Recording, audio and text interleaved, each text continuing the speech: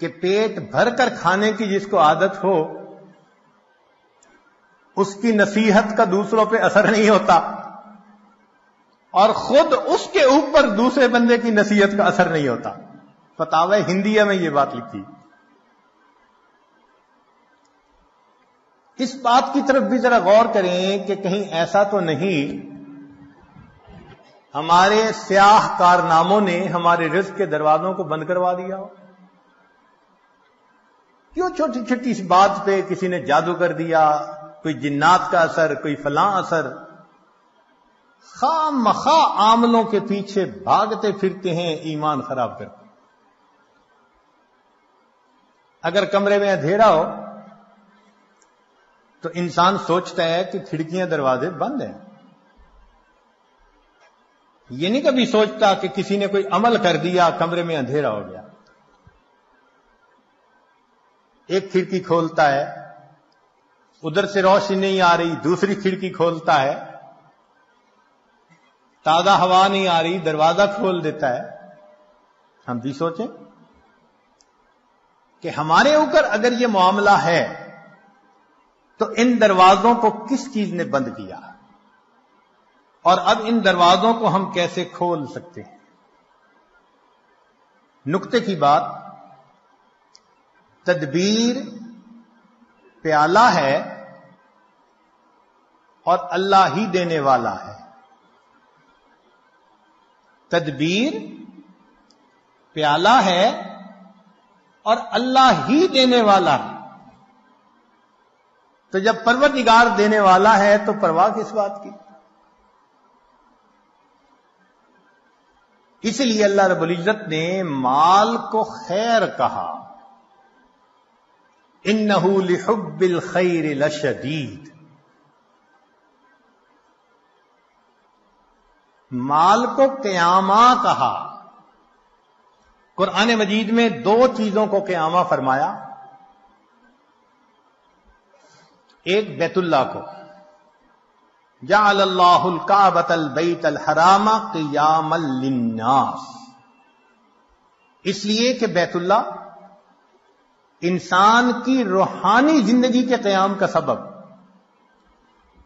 اور مال کو قیامہ کہا، وَلَا تُؤْتُوا السُّفَهَاءَ أَمْوَالَكُمُ الَّتِي جَعَلَ اللَّهُ لَكُمْ قِيَامًا، یہ انسان کی جسمانی زندگی کے قیام کا سبب۔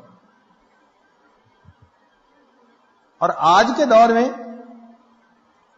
مال انسان کے ایمان کے لیے ڈھال ہے۔ آج کے دور میں مال انسان کے ایمان کے لیے ڈھال ہے، ورنہ جس کے پاس مال نہیں وہ تو لوگوں کی جیب کا رومال ہے۔ جیب کا رومال ناک صاف کی پھینک دیا۔ غریب آدمی کا آج یہی ہے، لوگ مطلب نکالتے ہیں ایک طرف، حیثیت ہی نہیں معاشرے میں۔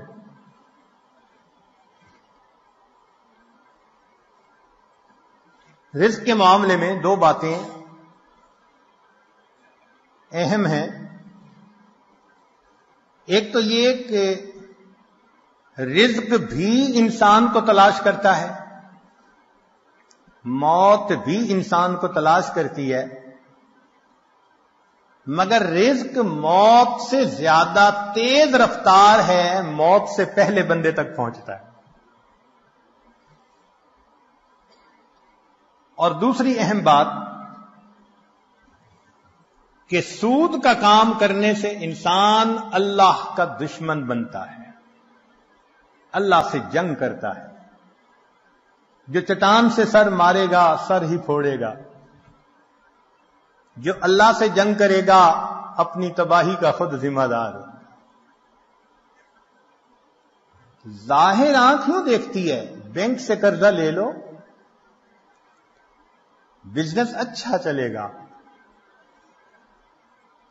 ان بینک کے قرضوں کے پیچھے ہم نے ہزاروں کو بینک رپٹ ہوتے ہوئے دیکھا ہے۔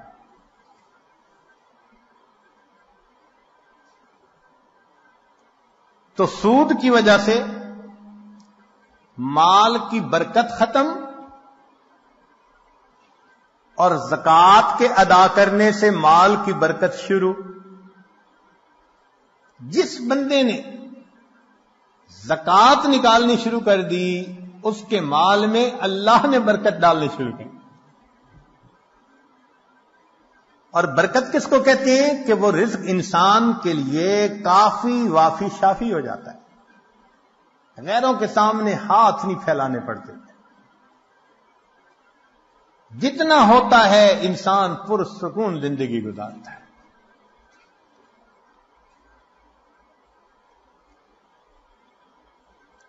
آج کے دور کا سب سے بڑا فتنہ یہی، یا لیت لنا مثل ما اوتی قارون، اے کاش ہمیں بھی وہ ملتا جو قارون کو ملا تھا.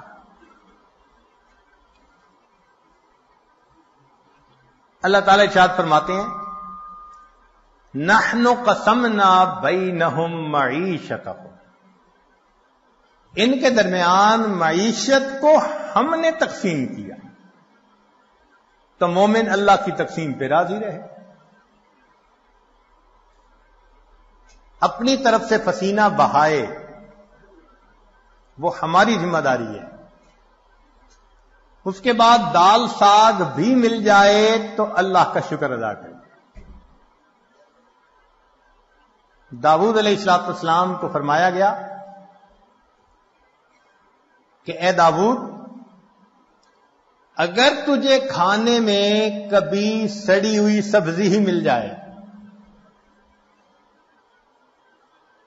تو سبزی کو نہ دیکھنا، اس بات کو دیکھنا کہ میرے پروردگار نے جب رزق کو تقسیم کیا تو میں اسے یاد تھا.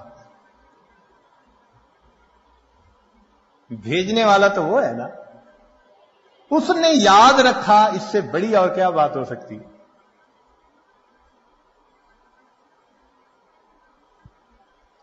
اس لیے مال کی طلب میں اجمال ہو، اضطراب نہیں ہونا چاہیے.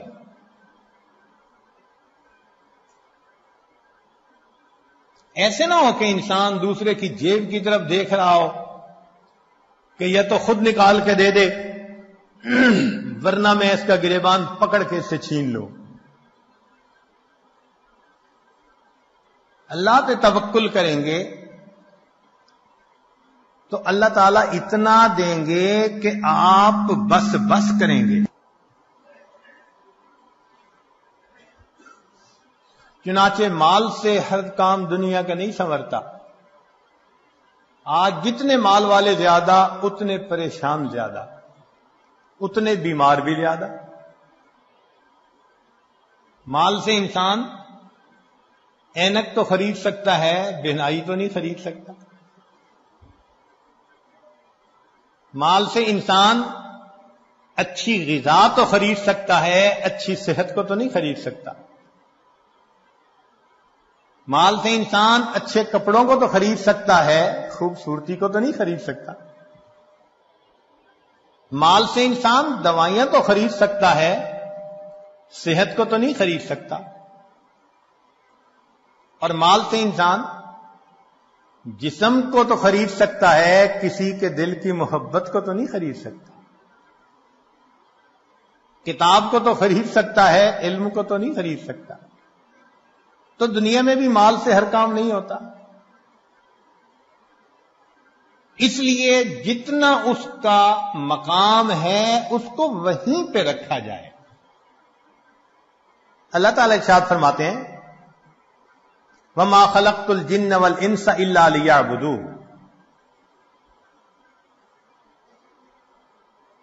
کہ انسانوں اور جنوں کو عبادت کے لیے پیدا کیا. مَا أُرِيدُ مِنْهُمْ مِنْ رِزْقٍ وَمَا أُرِيدُ أَنْ يُطْعِمُونِ، ان سے روزی کموانا تو نہیں چاہتے. ہم نہیں چاہتے کہ گدھے کی طرح صبح سے لے کے شام تک جتا رہے اور نمازوں کی ہوش ہی نہ ہو. مقصد کو مقدم کرنا چاہیے.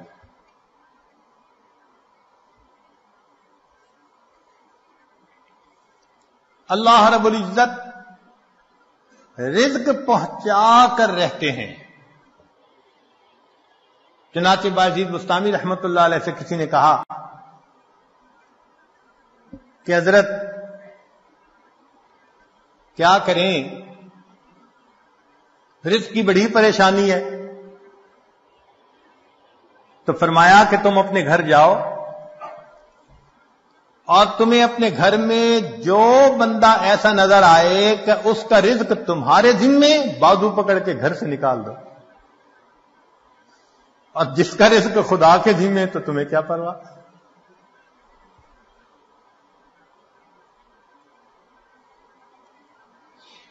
بایزید بستامی رحمت اللہ علیہ فرماتے تھے اگر اللہ تعالیٰ ساری مخلوق کو میری عیال بنا دے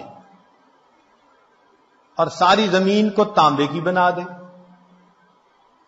اور آسمان سے ایک قطرہ بھی بارش کا نہ ٹپ کے، مجھے اتنے عیال کی روزی کی پریشانی نہیں، میرا مولا روزی پہنچا دے گا.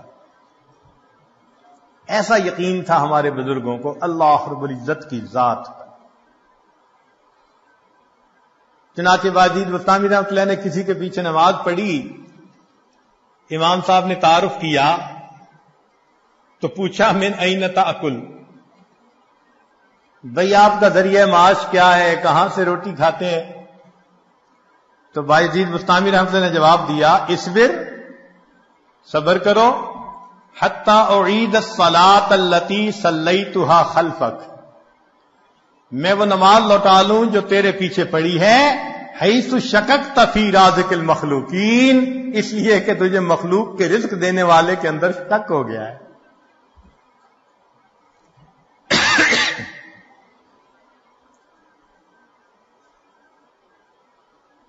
بنو کا ایک نشئی تھا تو کسی نے کہا کہ آٹا مہنگا ہو گیا، کہنے لگا اپنے لیے قیمت بڑھائی ہے، ہمیں تو روزی اسی نے دینی ہے. ایک نشئی کا اللہ پہ توکل دیکھو کہ جی آٹا مہنگا ہو گیا، کہتے اپنے لیے قیمت بڑھائی ہے، ہمیں تو روزی دینی ہے نا. اللہ کے پیارے حبیب صلی اللہ علیہ وسلم نے اپنی تعلیمات میں اس رزق کی پریشانی کے بھی اسباب بتلا دیے کہ یہ پریشانی کیسے دور ہو سکتی ہے. چنانچہ قرآن و احادیث میں سے 16 ایسے نکتے ہیں جو ہم نے آج جمع کیے. ان کو سمجھ لیں کہ یہ چابیوں کا ایک گچھا ہے، 16 کنجیاں ہیں، ہر کنجی رزق کا دروازہ کھولتی ہے. اور یہ بتانے والا کوئی عام عامل نہیں ہے، یہ سید الاولین والآخرین اللہ کے پیارے حبیب صادق الامین، جس زبان سے ہمیں قرآن ملا اسی زبان سے ہمیں نبی علیہ السلام کا فرمان ملا. انہوں نے یہ بات بتائی تو دلوں میں ہم یقین کر کے ان باتوں کو سنیں اور ان اعمال کو اپنائیں اور رزق کے دروازوں کو آنکھوں سے کھلتا دیکھیں.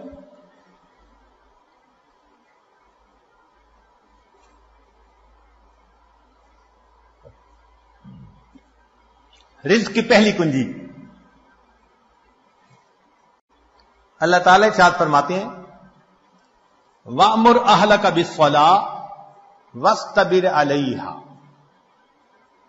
اہل خانہ کو نماز کا حکم دیجئے اور اس پر جمے رہیے، صبر کیجئے. لا نسألک رزقا، ہم آپ سے رزق نہیں چاہتے، نحن نرزقک، رزق ہم پہنچائیں گے. اس آیت مبارکہ میں اللہ رب العزت ایک وعدہ فرما رہے ہیں اور وہ پروردگار وعدے کو نبھانا جانتا ہے.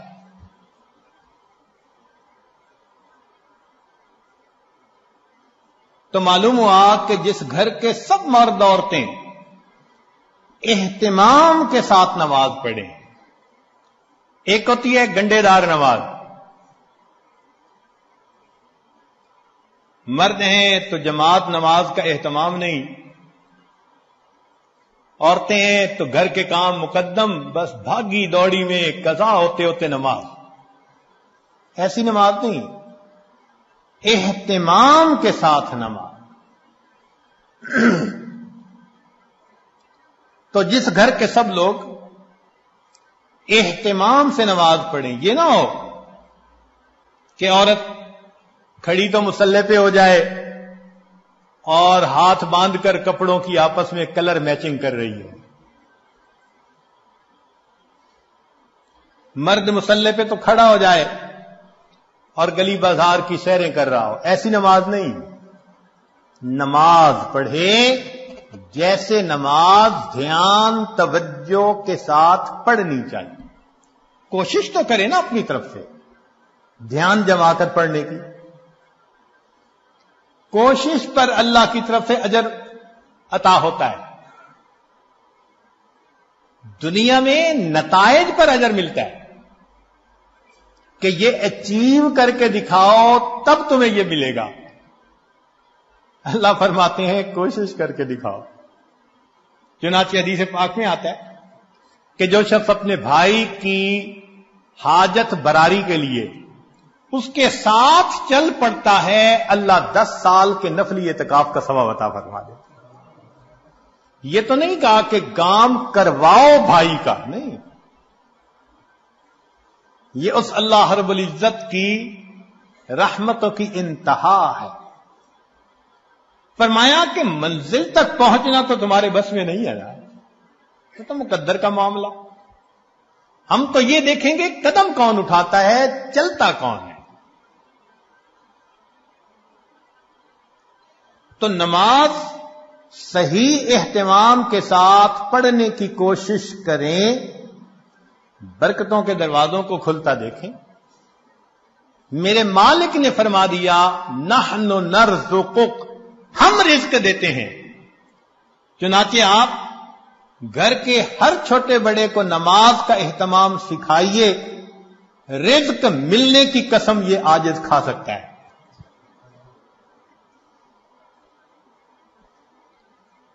ماسٹر کی ہے رزق کی. کاروبار، نوکری، کوئی بھی مسئلہ ہو رزق کا، اہتمام نماز سے اللہ رب العزت مسئلوں کو حل فرما دیتے. دوسرا عمل کثرت استغفار.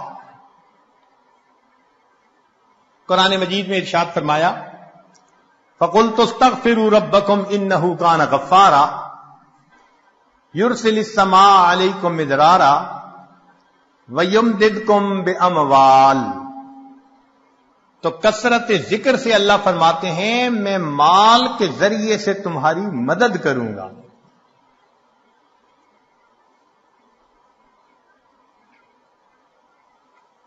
ایک اور حدیث پاک میں ہے من اکثر من الاستغفار جعل اللہ له من كل هم فرجا ومن كل ضيق مخرجا ورزقه من حيث لا يحتسب.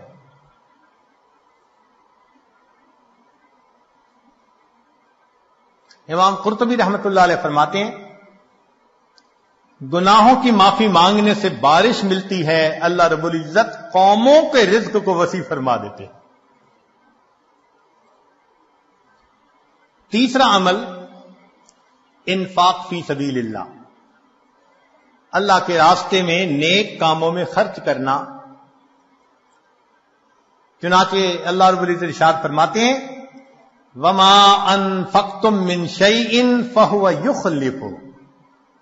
تم اللہ کی راہ میں جو خرچ کرو گے اس کا بدلہ مل کر رہے گا، ریٹرن مل کر رہتا ہے. یہ نہیں ہو سکتا کہ اللہ کے راستے میں خرچ کرو اور ملے نہ اس کے بدلے. یہ جو انفاق ہے یہ لفظ بنا نفق سے. نفق کہتے ہیں سرنگ کو،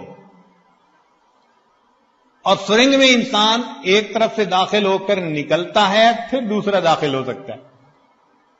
تو فرمایا کہ تمہارے پاس جو پہلا رزق ہے اس کو نکالو گے تو دوسرا آئے گا نا.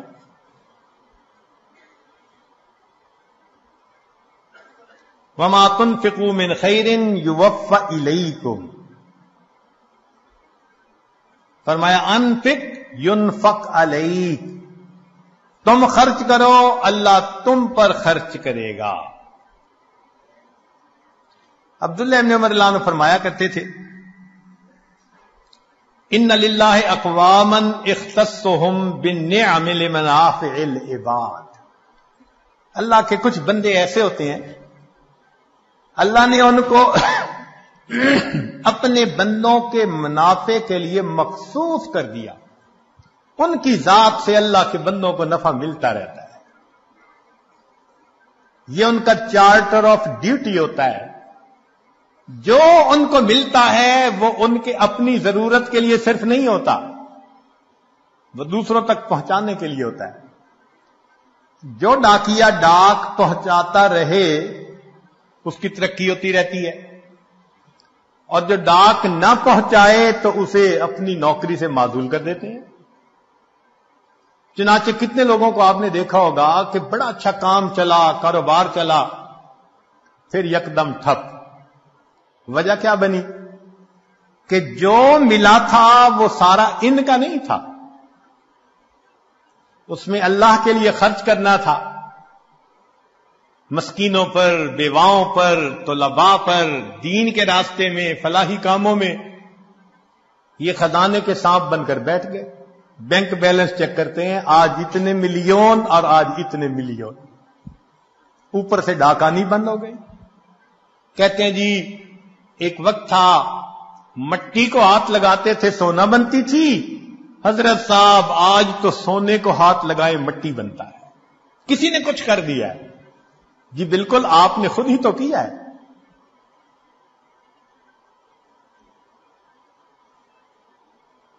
آپ کی تو بہترین نوکری لگی تھی کہ اللہ کے بندوں کو ان کا حصہ پہنچاؤ۔ کتنا پہنچانا تھا؟ پورے مال میں سے 2.5%، زکوٰۃ پورے مال میں سے 2.5%۔ سبحان اللہ۔ ہم نے دیکھا لوگ چاہتے ہیں بڑے کی نوکری کریں، چنانچہ چھوٹی کمپنی کی بجائے بڑی کمپنی کی نوکری، اور بڑی کمپنی کی بجائے ملٹی نیشنل کمپنی کی نوکری کی، اور زیادہ بینیفٹ ملیں گے۔ تو کیا اچھا کہ ہم سب سے بڑے کی نوکری کریں۔ سب سے بڑے کی نوکری یہ کہ جو اللہ نے مال دیا گن گن کر اس کی زکوٰۃ کو نکالیں۔ اللہ وہ پروردگار ہے جو 2.5% مال غریبوں تک پہنچانے کے بدلے امیروں کو 97.5% تنخواہ عطا۔ اتنا بڑا کوئی پے کرنے والا مالک دیکھا جو 97.5% تنخواہ پے کرے؟ یہ تمہاری تنخواہ ہے، اور ڈیوٹی اتنی ہے کہ 2.5% تم میرے جو محتاج بندے ہیں، ضرورت مندے ہیں، یہ تنخواہ ان تک پہنچائے۔ اب جو 2.5% کو بھی لے کے بیٹھ جائے تو پھر اس کی بجائے اللہ تعالیٰ رزق کسی اور کے ذریعے سے پہنچا دیں گے۔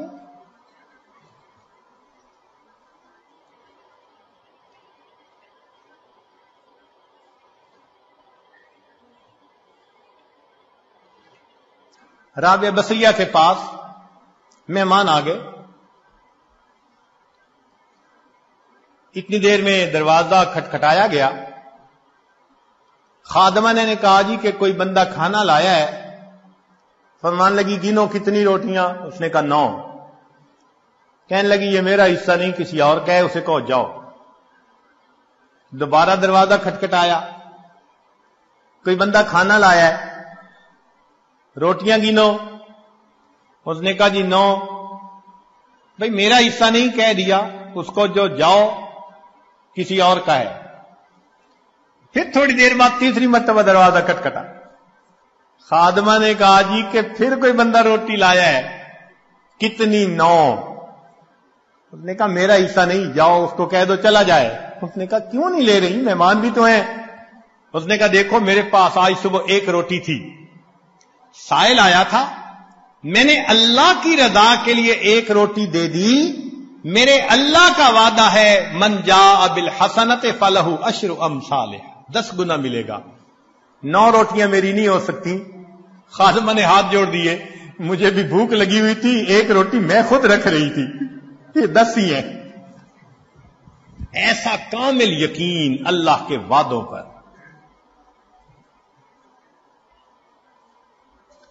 حبیب اجمی رحمت اللہ علیہ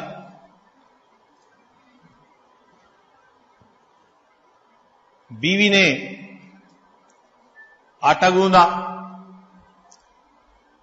پھر تنور جلانے کے لیے لکڑیاں کاٹنے گئی، پیچھے سے سائل آ گیا۔ اس نے کہا بڑا محتاج ہوں، اللہ کے لیے کچھ دے دو۔ اللہ والوں کی عادت ہوتی ہے جب کوئی اللہ کے لیے کہتا ہے تو پھر وہ کھول دیتے ہیں اپنے دونوں ہاتھوں کو۔ انہوں نے وہی آٹا اٹھا کے دے دیا۔ اب بیوی لکڑیاں لے کے آئی، اس نے کہا آٹا، کہنے لگے میں نے روٹیاں پکنے کے لیے بھیجا ہے، میں نے روٹیاں پکنے کے لیے بھیجا ہے۔ ابھی ان کی بیوی نے چولہے میں آگ پوری نہیں جلائی تھی کہ اتنے میں دروازہ کھٹکھٹایا۔ بیوی نے پوچھا کون؟ کہنے والے نے روٹیاں بھی دے دی، سالن بھی دے دی۔ تو بیوی نے آ کر کہا کہ تم نے جہاں روٹیاں پکنے بھیجی تھی، پکانے والے نے سالن بھی ساتھ بھیج دیا ہے۔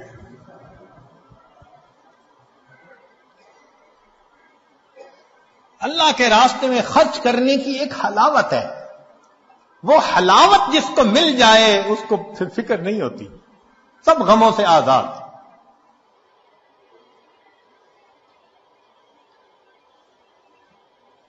رزق کی کشائش کے لیے اگلا نسخہ دین کی خاطر ہجرت کرنا۔ اللہ رب العزت فرماتے ہیں وَمَن يُهَاجِرْ فِي سَبِيلِ اللَّهِ يَجِدْ فِي الْأَرْضِ مُرَاغَمًا كَثِيرًا وَسَعَةً، جو اللہ کے راستے میں ہجرت کرے اسے جائے پناہ بھی ملے گی، رزق میں وسعت بھی ملے گی۔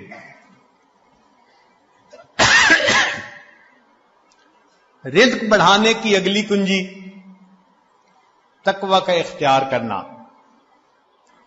ارشاد باری تعالی ہے وَلَوْ أَنَّ أَهْلَ الْقُرَىٰ آمَنُوا وَاتَّقَوْا لَفَتَحْنَا عَلَيْهِمْ بَرَكَاتٍ مِّنَ السَّمَاءِ وَالْأَرْضِ، اگر یہ بستی دیسوں والے ایمان لاتے، تقوی کو اختیار کرتے، ہم آسمان اور زمین سے برکتوں کے دروازے ان پر کھول دیتے۔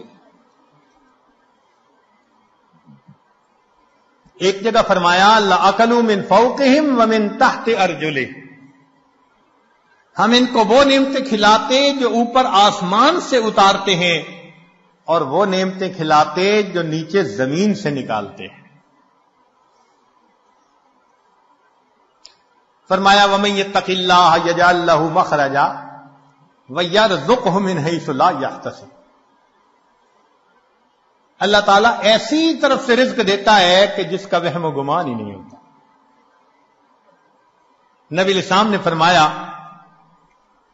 علیک بتقوی اللہ فإنہا جماع کل خیر، تقوی اختیار کرو یہ تمام خوبیوں کی جامع ہے۔ سفیان ثوری رحمت اللہ علیہ عجیب بات فرماتے تھے اتق اللہ فما رأیت تقیا محتاجا، میں نے آج تک کسی متقی بندے کو محتاج نہیں دیکھا کہ در در کے دھکے کھاتا پھرے، لوگوں کے سامنے ہاتھ پھیلاتا پھرے۔ آپ بتائیے، آپ نے بھی بڑی دنیا دیکھی، سمجھدار ہیں، عقل مند ہیں، تعلیم یافتہ ہیں، آپ نے اپنی زندگی میں کسی حافظ با عمل یا عالم با عمل کو بھوکا پیاسا ایڑیاں رگڑتے مرتے دیکھا ہے تو بتا دیجئے۔ ایک مثال پیش نہیں کر سکتے۔ ہم نے اپنی زندگی میں P H D doctor, highest degree qualification کی دنیا میں بھوک پیاس سے ایڑیاں رگڑتے مرتے دیکھا۔ ہم یہ تو بتا سکتے ہیں کہ نیکی تقوی کی لائن میں زیادہ کھا کر مر گئے. امام مسلم رحمت اللہ علیہ کا واقعہ، کھجوریں زیادہ کھانے سے موت آ گئی. یہ نہیں بتا سکتے کہ جی بھوکا پیاسا، کہتے ہیں نا جی طلباء کہاں سے کھائیں گے؟ بھائی جہاں سے انبیاء کھاتے تھے وہیں سے ان کے جانشین بھی کھائیں گے.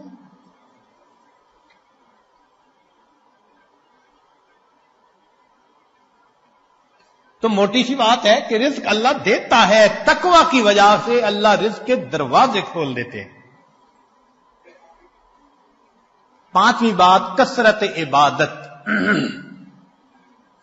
حدیث مبارکہ، ابن آدم تفرغ لعبادتی املأ صدرک غنا واسد فقرک. اے اولاد آدم،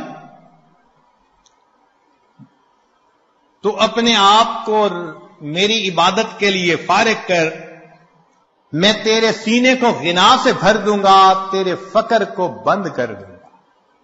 کتنے کھلے اور صاف لفظوں میں، لاؤڈ اینڈ کلیئر بتایا جا رہا ہے، عبادت کرو، ہم تمہارے فاقے کے راستے بند کریں گے، تمہیں غنا عطا فرما دیں گے.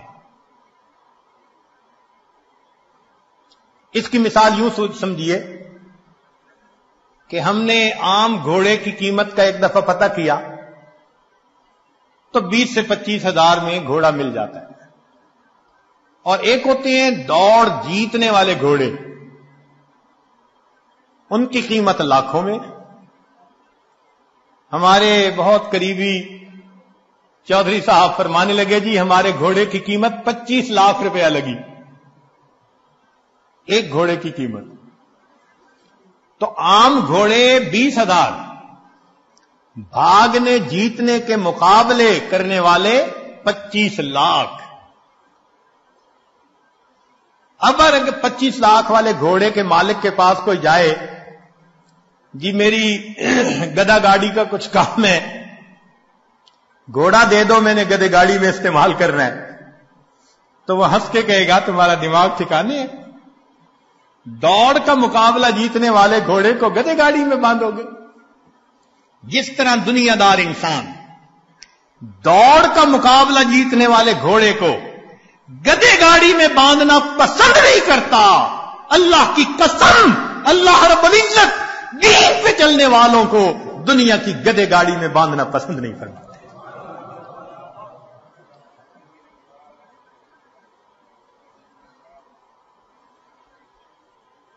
اگلی کنجی، کثرت حج اور عمرہ. حدیث پاک میں فرمایا وما امر حاج قط،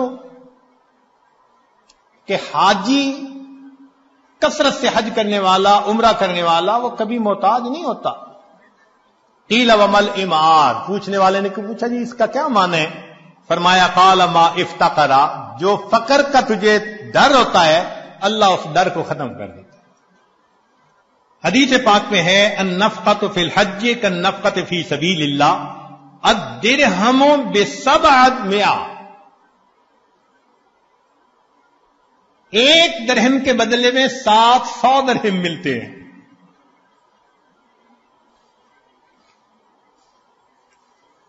رزق کی ایک اور کنجی، صلہ رحمی. ابو ہریرہ رضی اللہ عنہ فرماتے ہیں، بخاری شریف کی روایت، من احب ان یزاد فی عمرہ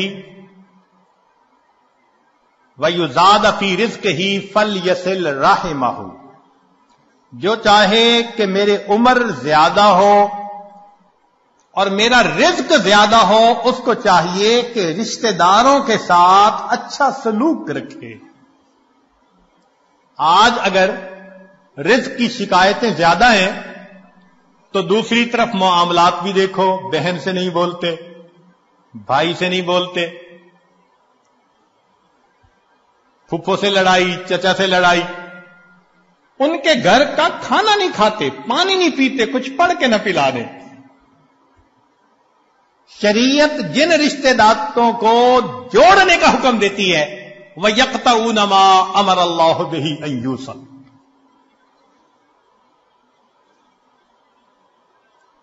جب ہم رشتے ناتوں کا خیال نہیں کریں گے تو پھر رزق کے دروازے تو خود بند کریں گے ہم. ہاں، اگر دین کا کوئی ایسا معاملہ ہے تو سلام دعا تو سب کے ساتھ رکھیے نا. سلام کرنا، حال احوال پوچھنا، یہ تو لازم ہے. زیادہ قرب کا تعلق رکھنا نہ رکھنا یہ بندے کا اپنا چوائس ہوتا ہے.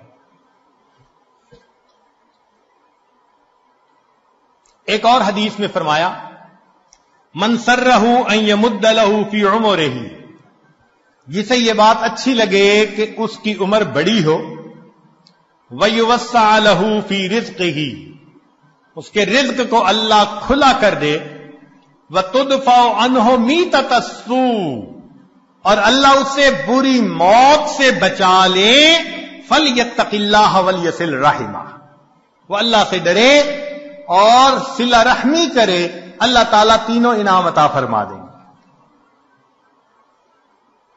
8ویں بات، کمزوروں سے حسن سلوک. اللہ تعالیٰ ارشاد فرماتے ہیں لعلکم ترزقون بضعفائکم، کہ جو تم میں سے کمزور ہوتے ہیں نا ان کی وجہ سے تمہیں رزق ملتا ہے اور تم ان پر خرچ کرتے ہوئے پریشان ہوتے ہو. سچی بات تو یہ ہے کہ رب کریم نے ارشاد فرما دیا وَلَوْ يُؤَاخِذُ اللَّهُ النَّاسَ بِمَا كَسَبُوا، اگر اللہ تعالی عملوں کے اوپر پکڑ فرماتا ما ترک علی ظہرہا من دابہ، زمین کے اوپر کوئی جاندار نہ باقی بچتا. ہمیں جو مل رہا ہے وہ کون سا ہمارے اپنے اعمال کی وجہ سے؟ کیا پتا فقیر کی دعا لگ گئی ہو، کمزور کی دعا لگ گئی ہو، ہم نے کسی کو مورل سپورٹ دی اس کی دعا لگ گئی، کسی کے غم میں اس کا ساتھ دیا اس کی دعا لگ گئی. خوبصورتی دیکھیے دین اسلام کی. آج کون ہے جو یہ کہہ سکے جی کہ ہمیں دین یہ تعلیم دیتا ہے کہ تم اپنے کمزوروں کا خیال رکھو. اگلا عمل، اللہ پہ توکل. وَمَن يَتَوَكَّلْ عَلَى اللَّهِ فَهُوَ حَسْبُهُ،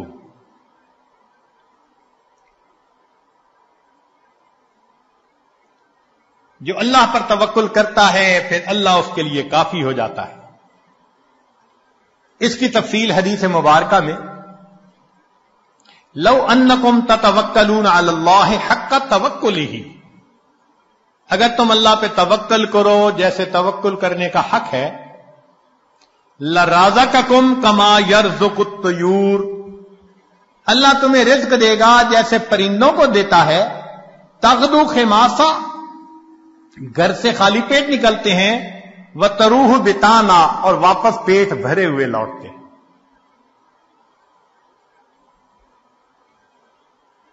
اگلا عمل، اللہ کی نعمتوں کا شکر ادا کرنا. چنانچہ فرمایا لا یرزق اللہ عبدا الشکر فیحرمہ الزیادہ لأن اللہ یقول لئن شکرتم لأزیدنکم، جس بندے کو شکر کی توفیق مل جائے اس کا رزق کم نہیں ہوتا، چونکہ اللہ کا وعدہ ہے کہ جو شکر ادا کرتا ہے میں اس کے رزق کو، اس کے نعمتوں کو اور زیادہ کر دیتا. عمر بن عبدالعزیز رحمۃ اللہ علیہ کا ایک خوبصورت قول ہے قیدوا نعم اللہ بالشکر للہ، اللہ کی نعمتوں کو شکر ادا کر قید کر لو. جس نے اللہ کی نعمت کا شکر ادا کیا اس نے نعمت کو قید کر لیا، اس کے پاس ہی رہے گی. ابن عطا اسکندری رحمت اللہ علیہ، ان کے حکم بہت معروف ہیں. ہمارے بزرگ علماء رمضان المبارک میں اس کی مستقل مجالس کیا کرتے تھے. ان کے حکم کو پڑھیں تو یوں لگتا ہے کہ اللہ نے اس امت میں بھی لقمان علیہ السلام کا ایک نمونہ پیدا کر دیا. کیا عجیب باتیں کہی ہیں. تو شکر کے بارے میں ان کا ایک قول ملفوظ، جنہیں عربی کا تھوڑا سا بھی ذوق ہوگا نا، وہ تو سن اور پڑھ کے وجد آتا ہے.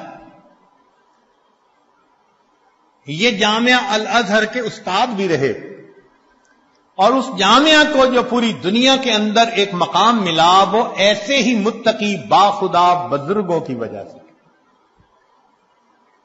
فرماتے ہیں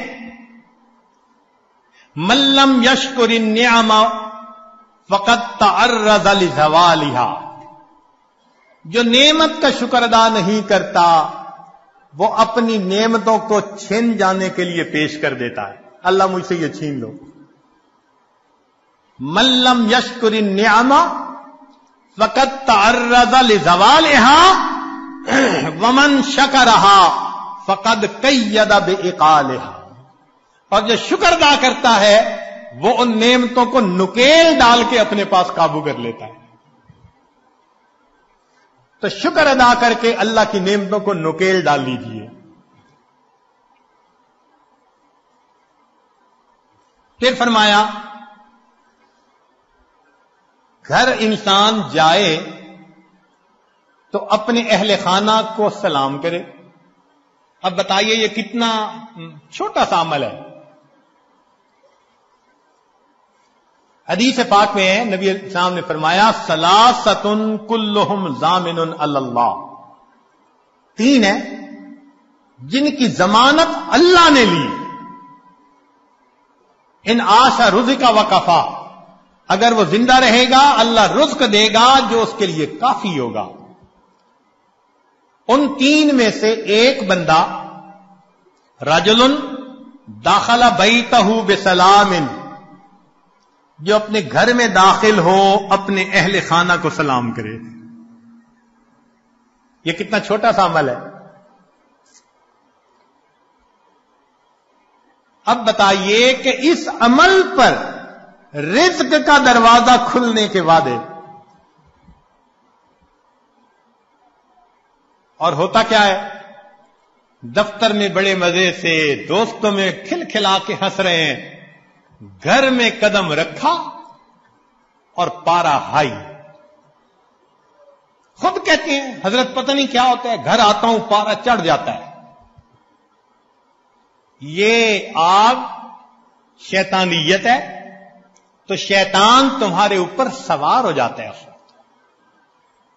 اس کو گدھا ملا ہوا ہے، لہذا گھر میں داخل ہونے سے پہلے وہ گدھے پہ چھلانگ مار کے بیٹھ جاتا ہے.